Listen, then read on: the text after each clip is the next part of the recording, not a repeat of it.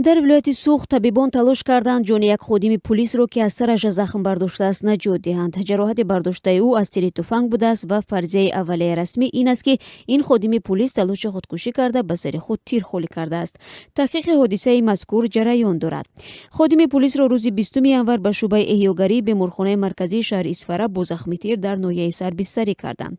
ҳабибулло муҳаммадов, сардухтури беморхонаи марказии шаҳри Исфара, рӯзи 22 январ дар суҳбат бо радиозодӣ гуфт ки шаби 21 ба 22 январ табибон сари ин корманди полисро ҷароҳӣ карданд ва ӯ зери нафаси сунъӣ дар шӯъбаи эҳё таҳти назорати табибон қарор дорад. дар шӯъбаи вазорати корҳои дохилии Исфара 1 ба радиозодӣ гуфтанд ки як ваколатдори фаврии бахши куфткови ҷиноии ин ниҳод рӯзи шанбе 20 январ дар утоқи кории худ ба сараш туфангчаи тир задааст. манобеи полиси Исфара аз ин ҳамкори худ ном набурданд ва то ҳол сабаби талоши худкушии эҳтимолии ин ходими полис ошкор нашудааст. ба қавли ин манобе дар ҳоли ҳозир як гурӯҳи корӣ ин ҳодисаро таҳқиқ дорад. манобеи наздик ба таҳқиқи ин қазия мегӯянд ходими полис 30 сол дошта зодаи ноҳияи Ҳисор мебошад.